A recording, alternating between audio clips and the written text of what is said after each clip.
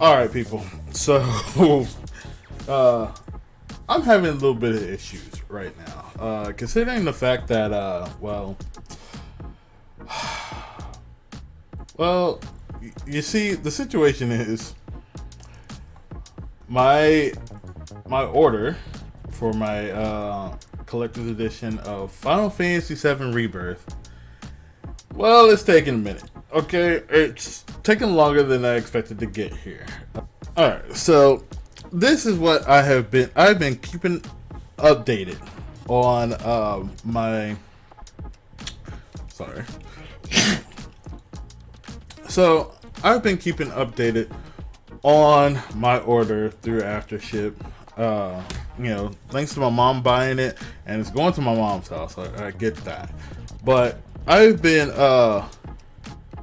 keeping an update on the progress of the shipping for like weeks, ever since it was first mentioned that my mom got her first email stating that the game was coming.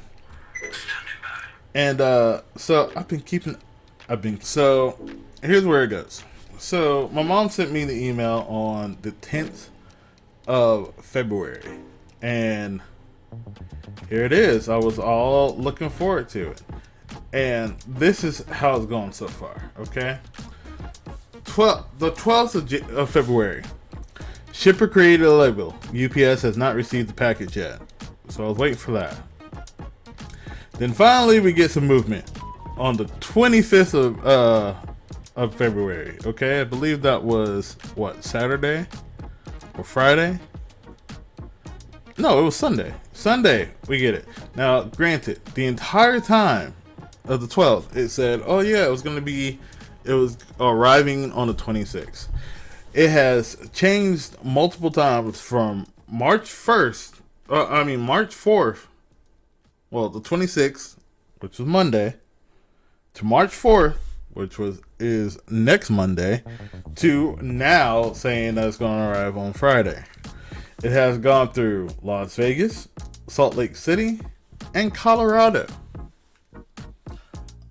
I want this game, man. I want this game. I'm not trying to knock how shipping goes, but I keep hearing about all these other people getting their copy already, and they're just waiting for the game to show up, for everybody else to get their copies, for the game to come out before they start streaming. And I don't want to be left behind, I don't want to be left behind, but that's where it's going. And that's the reason why you haven't seen me do much of any videos about me getting the game yet.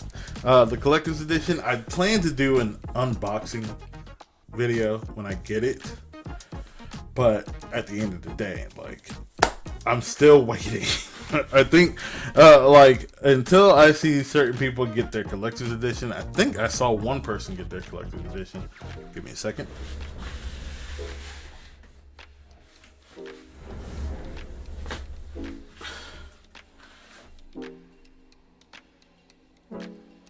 Okay. So I think I saw one person get their collector's edition, but at this point, I am still waiting for mine. And I know I still gotta set up one little thing for me to put my collector's thing up. Okay, I mean, sorry for the mess. There's a little bit of a mess in the room. But those are the clothes I'm gonna wear later on today for work, so. But yeah, I still gotta figure out all these things because I still haven't, for instance, I'll show you. I'll just show you. I still haven't moved too many things on the walls of my room. I still gotta figure out where to put that mirror. But I haven't done much. Well, I have organized my room a little bit, but at the same time, there we go. That's what we wanted. Yeah. So at the same time, I am trying my hardest to get certain things set up. Things are set up for me to stream and all that stuff, but just figuring out where to put my collector's items and all that stuff. In this room, for the year or two that I'm going to be in this room, because I do plan to move eventually, hopefully by the end of this year, and I need to make some money doing that, so budgeting. Yes.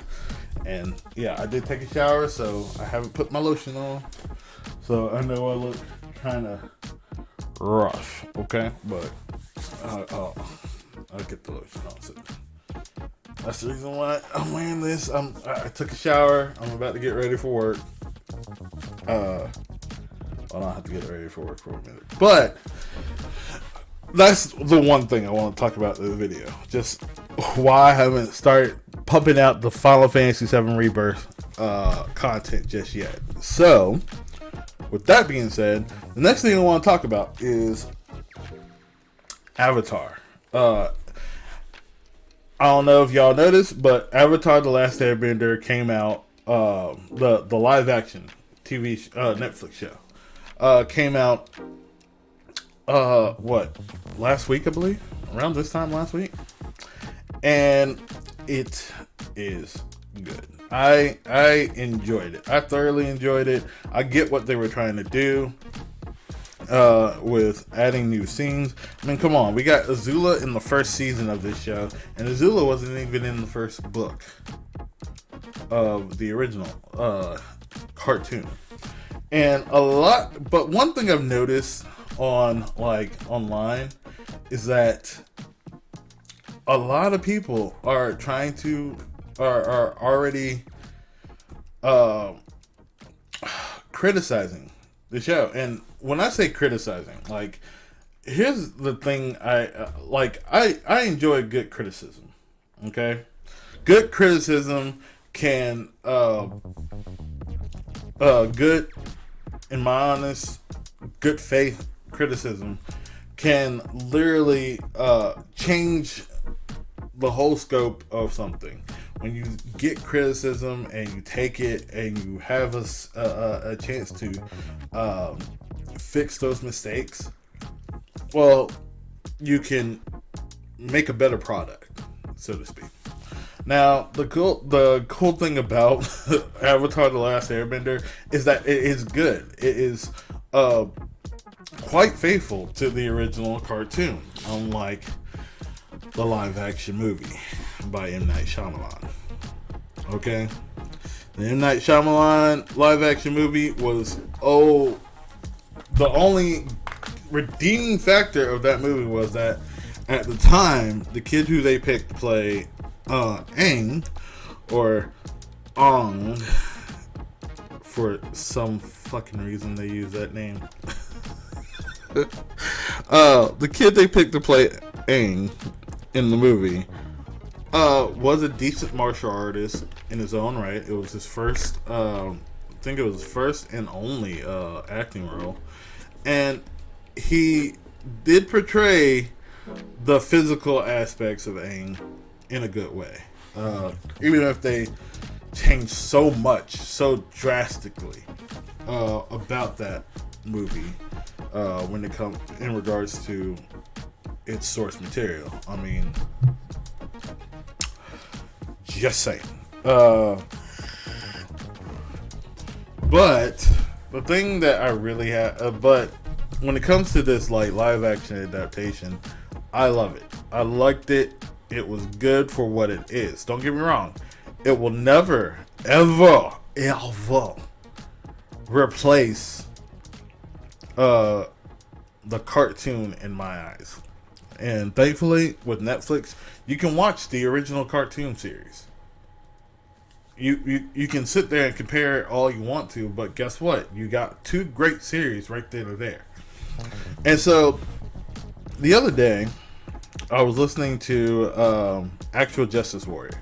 Now, I have no ill will towards Actual Justice Warrior. He does make some great videos, but I think this particular subject, he's obviously knowledgeable about Avatar: The Last Airbender, which is good. And I like him bringing up all these different points that he brought up in that particular video, in regards to this live action series. Like the fact that they didn't do much in the that they kind of made Haywan the spirit of the forest. They made him like secondary fodder compared to Ko, which I don't really think so, because okay, like maybe I need to double check the show. So let me go ahead, get on Netflix on my TV. I'm gonna check one little thing, because Haywan, well, he's important to the original Avatar: Last Airbender show, especially in first season. I don't think they really resolved that plot in the live action. As much as Actual Justice Warrior sat there and had issues with how the first season went with Haywan, especially. Well, they could probably clear that up in the second season of the show. I mean, think about it. If they decide to make this show, if they only do 3 seasons with this show, cool. And they go by book, that'd be great and all. But what if they were trying to do 4 seasons? Okay. Book 1. We got the conclusion. They went straight ahead to all that stuff because to the Siege of the North. Okay, they put 20 episodes and combined it into one. What if Haywan could be used in the 4th season when the comet is coming?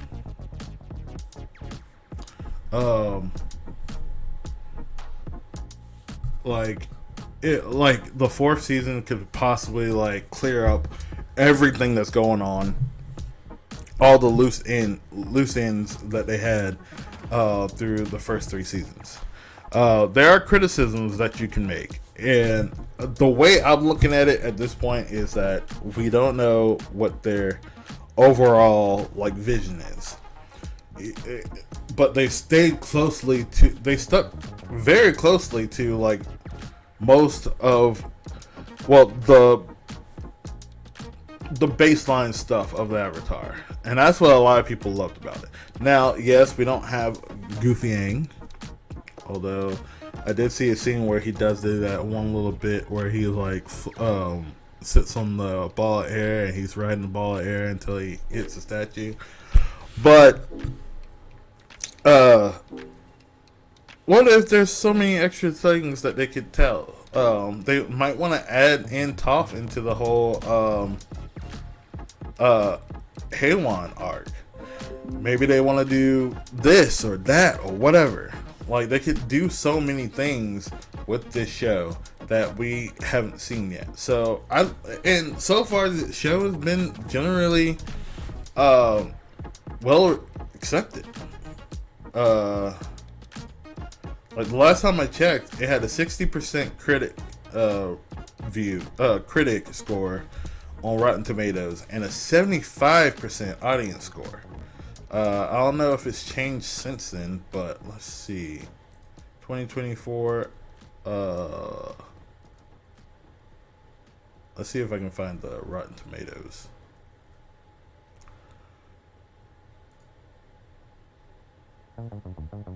Score.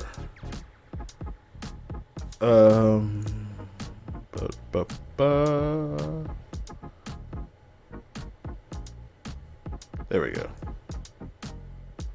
Love Wikipedia cites the sources. It's a 76% audience score out of 2,500 plus ratings. Like, and one thing I definitely have to say is it's great. It's great. It's a great show. They really did keep the outfits cartoon accurate, which is good. Uh,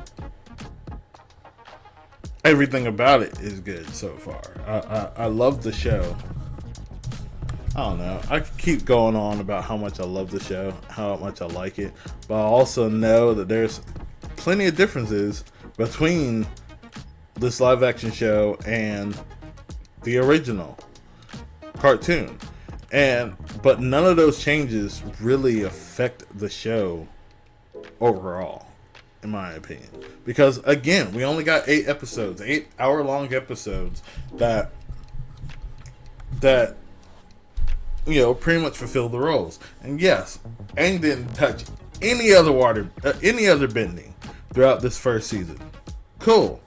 Well, maybe throughout second season, Aang is starting to actually learn how to water bend. The show, to me, the live action show did one good thing, and that was establish. It did its job of world building. Okay, giving you an idea of what's going on with everything. And some of the changes that they made, like the whole bit at the beginning of the first episode, gives you a little bit more context to why Aang did all the things he did. Why Aang ended up being frozen.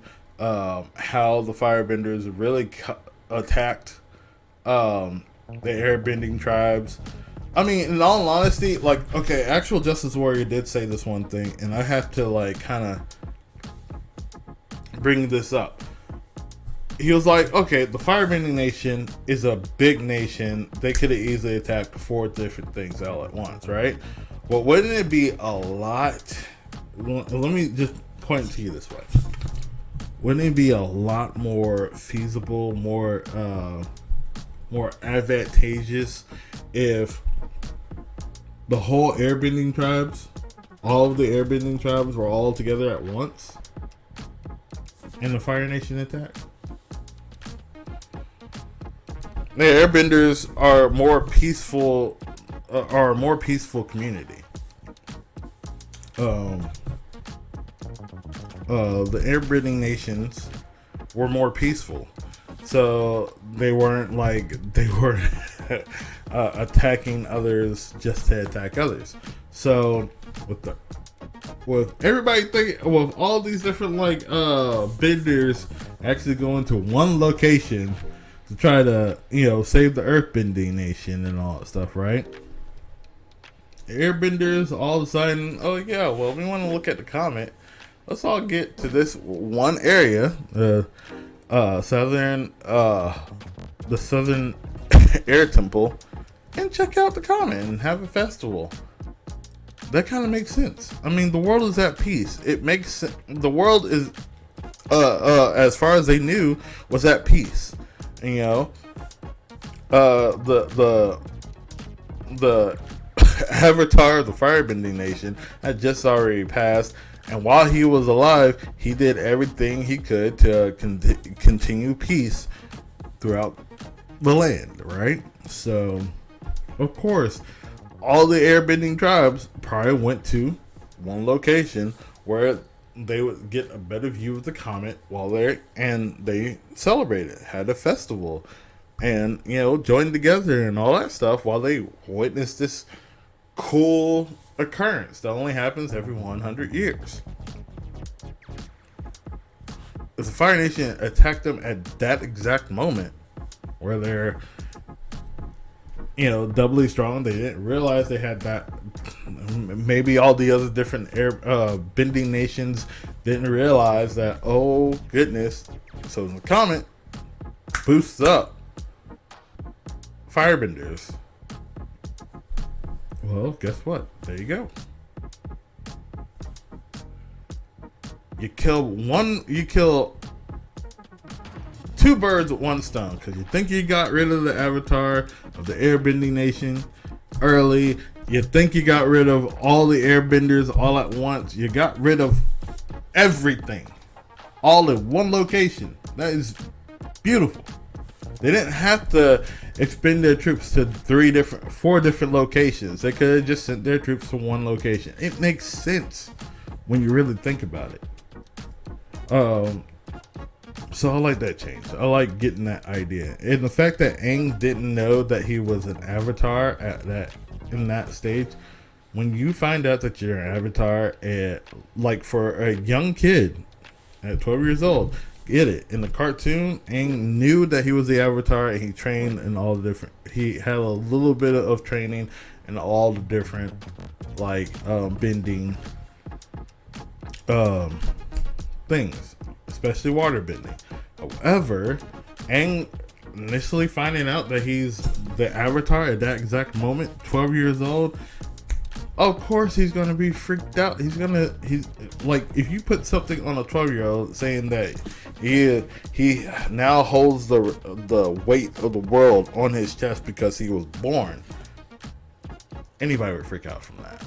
I'm just saying. Anyways, that's it for this video because I've already explained it too much. I feel like I might cut most of this, but I might keep most of this. So till next time, I'll see you guys later. Once I get the game, once I get Final Fantasy VII Rebirth, it's on like Donkey Kong. Okay. Except for this Saturday, except for March. March, I got a long trip ahead of me. Possibly 14 hours of driving to, and 14 to 15 hours of driving to and back. A round trip to Louisville, Kentucky. Boy, that's gonna be I'm going to be pooped. But again, I'll see you guys later. Peace.